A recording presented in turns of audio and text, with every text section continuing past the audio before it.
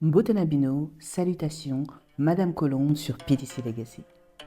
Dans cette nouvelle émission, on parle d'oser le changement, de réorienter sa carrière en toute confiance. C'est quelque chose qui remue, qui nous interroge, qui nous fait douter parfois, c'est le changement de cap. Réorienter sa carrière, oser un autre chemin, sortir du costume qui ne nous va plus. Si tu sens que ce que tu fais ne te nourrit plus, cette émission est pour toi. Avant d'entrer dans le vif du sujet, laissons place à l'introduction. Vous êtes sur PTC Legacy, la plateforme média afro-exaltée qui visibilise, célèbre et promeut la pluralité des carrières noires. Comme le dit un célèbre proverbe du continent, la science est le tronc d'un baobab qu'une seule personne ne peut embrasser. Ensemble, embrassons ce baobab en explorant des sujets et réflexions profondes sur les piliers d'héritage, de leadership et d'empouvoirment. Chaque émission est une invitation à découvrir, à grandir et à impacter le monde, une personne à la fois. Nous avons toutes et tous en nous le pouvoir de changer et plus encore. PTC Legacy, là où l'héritage rencontre l'avenir et où l'espoir devient action.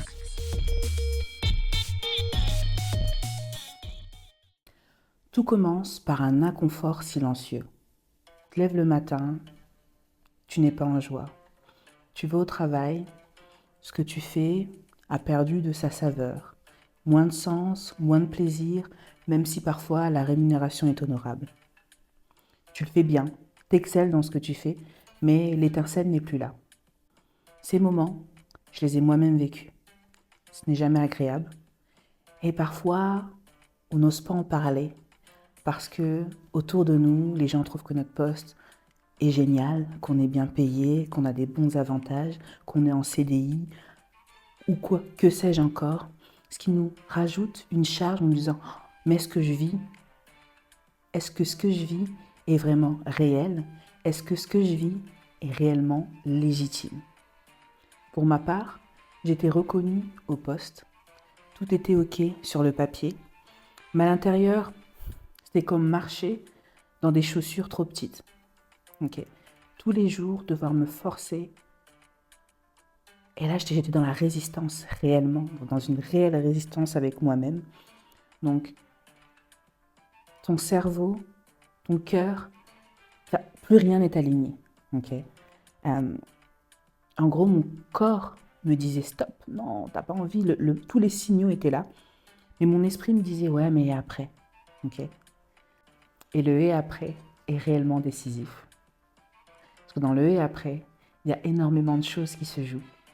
Vos propres insécurités, celles de votre entourage, celles donc de votre entourage personnel, professionnel, les projections que les gens ont faites sur vous, les projections que vous avez. Il y a énormément de choses qui s'imbriquent et qui créent une frustration, une incompréhension, enfin, des doutes et une phase de est-ce que je me lance, est-ce que j'y vais, est-ce que j'y vais pas. Et parfois, on a même peur de poser des questions, par peur d'être jugé. Ce sentiment que tu ressens, c'est l'appel du changement. Et il est tout à fait légitime. Tu es légitime. Il ne signifie pas que tu es instable. Il signifie que tu grandis et que tu te transformes. C'est important de noter qu'il existe des freins au changement. Ce n'est pas automatique, c'est une réelle bataille intérieure. Tu entends, tu vas gâcher ton expérience, tu vas repartir de zéro, et si tu te trompais, et si tu gagnais moins, et si. Tu vas en entendre énormément. Et comme je t'ai dit, ça peut te faire douter, ça peut te faire vaciller et ça peut te faire revenir à la case départ. Ce sont des peurs héritées de la société, de la famille, de l'histoire aussi en fonction du pays dans lequel tu te situes. Quand on a grandi avec des injonctions perpétuelles, tu dois être comme ci, tu dois faire comme ça, tu dois avoir ci, etc., etc. En fait, tu as l'impression que tu vas devenir instable. Tu as l'impression que tu vas prendre un chemin sans réellement... Enfin, c'est pas tu as l'impression, c'est tu vas prendre un chemin sans réellement savoir ce qui va se passer après. et que du coup, tu es instable. Ok? Et si tu es instable, tu es inconfortable et ton besoin de sécurité potentiellement va venir te happer et le besoin de sécurité également des personnes qui t'entourent va venir te happer. Et c'est comment tu arrives à résister pour t'assurer que tu sois aligné entre l'être, donc qui tu es, tes pensées, donc ce que tu ambitionnes d'être, tes intentions et tes actions. Il est important de se dire que les peurs ne sont pas des vérités. Les peurs sont des projections, soit de nos propres projections, soit les projections de notre entourage. Et que malgré la peur, il est important de pouvoir avancer. Le doute est permis, ça je le dirai toujours, il faut pouvoir douter. Il faut pouvoir, parce que le doute ramène de l'interrogation et du questionnement. Mais il faut également pouvoir passer à l'action pour pouvoir ramollir justement ces peurs. Et la question que j'aime me poser dans ces moments-là où je doute, où j'ai peur, c'est qu'est-ce qui m'arriverait de pire? Ton pire ne sera pas le mien, mais c'est qu'est-ce qui m'arriverait de pire?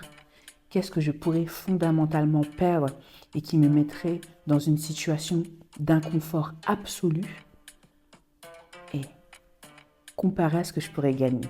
Donc j'aime faire un petit peu ce côté bénéfice-risque qui me permet de me rendre compte souvent qu'il y a plus de bénéfices que de risques et qui me donne ce petit coup de boost qu'il me faut pour avancer. Et ce petit coup de boost pour avancer, c'est l'audace. Okay? C'est oser, oser et oser. Mais qu'est-ce que ça veut réellement dire oser? Donc oser, ce n'est pas avoir peur. Oser, c'est avancer avec la peur. Moi, pour être honnête, je suis une trouillarde. Okay? Pour ceux qui me connaissent personnellement, ils vont me dire « Ah non, c'est pas vrai, toi tu vas, tu fonces, etc. » Oui, c'est vrai, mais je suis une trouillarde. Avant de lancer ma caméra et de faire un épisode, j'ai mon petit pic de stress. Avant d'aller à un entretien, j'ai mon petit pic de stress. Avant d'entrer en réunion, j'ai mon petit pic de stress. Ça ne veut pas dire que j'ai pas confiance en moi, mais ça veut dire qu'à un moment, j'ai peur. Ok? J'ai peur, je me dis, est-ce que ça va le faire? Et si je dis ci, si je dis ça, aussi. Et je me dis, mais c'est quoi le pire au final? Au pire, je bug sur un mot. Ok? Je reformulerai. Au pire, mon message n'est pas passé comme je voudrais qu'il passe. Je reformulerai également. Au pire, qu'est-ce qui m'arrive? Le pire qui puisse m'arriver, c'est que mon message soit compris comme je veux le faire passer. C'est que mon entretien soit une réussite. Voilà, en fait, si je prends les choses à l'envers, j'ai toujours plus de bénéfices que de risques.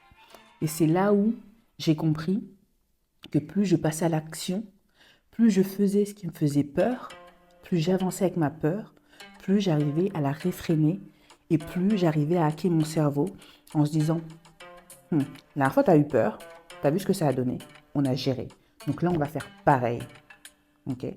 Donc c'est pour ça qu'aujourd'hui, cette petite touche de peur qui ramène cette adrénaline, moi, elle me nourrit, c'est une sorte de carburant.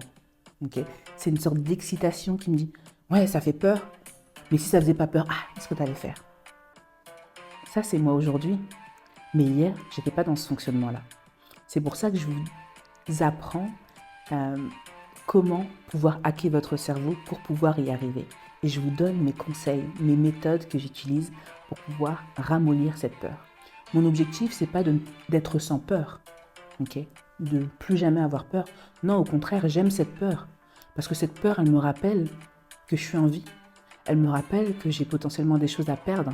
Elle me rappelle que je suis la femme de quelqu'un, la fille de quelqu'un, etc. Elle me rappelle, elle me ramène à mon être, ok? Mais pour moi, oser, c'est me choisir. C'est me dire que ma valeur ne s'arrête pas à un poste, à un titre, à un secteur d'activité. Je vaux plus que ça. Sache que tu as le droit de vouloir te réorienter. Tu as le droit de vouloir plus. Tu as le droit d'être inconfortable là où tu es. Tu as le droit de te réorienter sans te justifier. Oser le changement, c'est faire un arrêt sur image et se demander qui suis-je? Qui suis-je maintenant? Ok. Et qu'est-ce qui compte pour moi aujourd'hui? C'est quoi l'essentiel pour toi? Aujourd'hui, pour être honnête, moi, c'est de m'épanouir dans ce que je fais et d'être heureuse. Donc je me pose souvent la question, est-ce que je suis heureuse? Plusieurs fois même dans la journée, est-ce que je suis heureuse? Est-ce que je suis épanouie? Et quand je fais ma moyenne de la journée, parce qu'il y a des moments, j'ai des pics de plaisir, de bonheur, de tout, et j'ai des pics hauts et j'ai des pics bas. Okay. Mais quand je fais ma moyenne et quand je vais me coucher le soir, je suis heureuse de ce que j'ai accompli dans ma journée. Je suis heureuse, je me dis, ah, ça c'était génial. Ça l'était moins, mais ah, ok. Et quand je fais ma petite balance, ben, je suis contente de voir que le positif et mon épanouissement, mon bonheur prend plus de place que le reste. Et c'est ça qui me motive et qui me dit, ah, demain, ça va être génial. Okay. Et de profiter de l'instant, de maintenant tout de suite. Donc, profiter de cet instant, c'est de faire un arrêt sur image et de te poser ces questions. Ok? Oser le changement, c'est aussi identifier des compétences qui peuvent être transférées. C'est te dire que tu ne repars jamais de zéro. Repartir de zéro, c'est très rare. Ok? Parce que repartir de zéro, ça voudrait dire que tu repars sur quelque chose où ton intelligence émotionnelle ne va pas compter. Ton réseau ne va pas compter. Ta gouaille potentiellement ne va pas compter. Et en fait, comme je vous l'ai déjà dit, il y a le savoir-faire, il y a le savoir-être, il y a le savoir-vivre. Et ton savoir-être, peu importe quel métier tu vises, peu importe quelle carrière tu vises, que tu souhaites devenir entrepreneur, que tu souhaites revenir au salariat ou que tu sois salarié, que tu souhaites continuer, peu importe, ton savoir-être et ton savoir-vivre seront toujours valorisés. Et il y a des réelles compétences dedans qui seront toujours valorisées. Je prends pour exemple l'intelligence émotionnelle. Donc pouvoir reconnaître chez toi-même tes émotions, les accueillir et les réguler, pouvoir les reconnaître chez les autres également, et savoir faire preuve d'empathie. Si je résume de manière très sommaire, sans rentrer dans un détail, parce que oui, chacun viendra avec sa propre définition, mais là c'est vraiment pour synthétiser. Okay. Cette compétence, peu importe dans quel rôle tu vas te trouver, peu importe à quelle responsabilité tu vas faire face, c'est une compétence qui pourra toujours être transférée. Okay. Et je prends cette compétence aujourd'hui, parce qu'elle est importante, mais il en existe plein d'autres. Okay. Et c'est important que tu saches lesquelles tu vas pouvoir garder, toutes tes compétences, il faut les garder, mais garder et transférer. Okay. Oser le changement, c'est également se préparer. Se préparer à mettre un cap, okay, à mettre une destination sur une destination réaliste et qui soit désirable pour vous. C'est-à-dire que si tu mets le cap sur quelque chose qui ne te fait pas vibrer, ben tu vas vraiment ramer pour y aller. Mais si tu mets le cap sur quelque chose qui te fait vibrer, que tu le visualises et que tu sens quand tu fermes les yeux et que tu t'imagines là-bas, tu sens l'odeur de la réussite, tu écoutes la réussite, tu visualises la réussite autour de toi. Tu serais capable limite de me dire quelle est la plante qu'il y a à côté de toi dans ton bureau. Okay. Quelle est l'odeur dans l'atmosphère? Quelle est cette petite musique en bruit de fond? Parce que tu t'es projeté. Ok. Et bien là, ton cap, le jour où tu vas être dans des moments de doute, dans des moments de, comme j'appelle ça, de tribulation, tu vas te souvenir de cette sensation. Tu vas te rappeler de cette sensation. Et tu vas te dire, tu vas te rappeler de pourquoi tu as commencé et ce que tu veux atteindre et en quoi c'est bon pour toi. Oser le changement, c'est aussi savoir s'entourer. Si tu as un entourage qui ne te correspond pas, change d'entourage. Quand je te dis change d'entourage, je ne te demande pas d'abandonner tes amis, ta famille. Bon, si c'est vraiment toxique, là, tu te gères, tu vois un peu. Mais c'est pas ce que je te demande. Ce que je te demande, c'est de pouvoir trouver des personnes, ressources, qui vont pouvoir t'accompagner dans ce changement. Donc, mentor, coach, thérapeute, formateur, business partner. Il existe énormément d'appellations, énormément de métiers, énormément de réseaux de networking. Trouve des personnes qui vont te tirer vers le haut. Des personnes, quand tu vas être dans des moments un peu plus bas, qui vont pouvoir t'accompagner. Si moi, je dois citer une personne ou deux personnes, donc bien sûr, il y a mon mari, qui est ma ressource numéro 1, mais j'ai également, si je prends, vous l'avez vu, elle est passée, elle a fait une émission, donc elle s'appelle GF Eben, donc elle a à son compte GF Eben Beauty, qui aujourd'hui fait partie de mon support système. J'ai des projets, j'ai des choses, j'ai des moments où voilà, ça va pas trop. Je sais que j'ai une personne à qui je vais pouvoir en parler, qui va avoir une oreille attentive et qui va pas spécifiquement avoir les mots tout le temps, parce que parfois elle les a, parfois elle les a pas, mais qui va déjà écouter et poser des questions. Des questions potentiellement que moi-même je ne me poserai pas, et qui vont m'amener à un cheminement, où je vais me dire, mais qui vont m'amener quelque part. Donc trouver ces personnes qui vont pouvoir réellement vous accompagner, qu'elles soient payantes comme du coaching. Donc si vous avez besoin, je suis coach moi-même, je peux vous accompagner. Donc ça, ce sera payant, mais des amis business. Ok ? Sachant que si vous souhaitez être le support système de quelqu'un, pensez aussi à la réciprocité et à pouvoir être le support système d'autres personnes. Si vous sentez qu'émotionnellement, mentalement, psychologiquement, vous sentez en capacité de pouvoir l'être pour quelqu'un d'autre. Oser le changement, c'est aussi passer à l'action. Pas à pas, petit à petit. Ok. Vaut mieux un petit pas que pas de pas du tout et 10 grands pas. La régularité. Si tu ressens cet appel au changement, écoute-le car il a des choses à te dire. Pas pour tout casser, mais pour tout réaligner. L'alignement, c'est réellement important dans ces phases, de manière générale, mais surtout dans cette phase. Parce que si tu ressens l'appel du changement, c'est qu'il y a un moment, il y a un désalignement qui est en cours ou qui a été. Ok ? Et ce que tu ressens, c'est l'inconfort de ce désalignement. Et ce que ça dit, c'est que tu as besoin de venir remettre un peu d'ordre dans ta carrière. Sache que ton parcours, il a du sens. Okay ? Même les détours ont du sens. Parce que dans tous les cas, tu vas apprendre quelque chose. Et c'est possible de construire une carrière qui a du sens, dans laquelle tu prends du plaisir et qui a une rémunération honorable et qui respecte qui tu es devenu aujourd'hui. Si cette émission te parle, pense à la partager à une personne de ton entourage qui pourrait en avoir besoin. Et si tu veux poser les premières briques pour un changement, n'hésite pas à laisser un commentaire, ok ? Et je me ferai un plaisir d'y répondre. PTC Legacy, c'est ta maison. Sache que ta voix compte, ton parcours compte, et nous avons à cœur de le valoriser. Si tu ressens que tu as besoin d'aide, n'hésite pas à nous écrire. C'est déjà la fin de cet épisode. J'espère qu'il t'aura apporté les clés dont tu auras besoin pour passer à l'action. Comme je l'ai déjà dit, si tu as des questions, n'hésite pas à envoyer un message, à laisser un commentaire.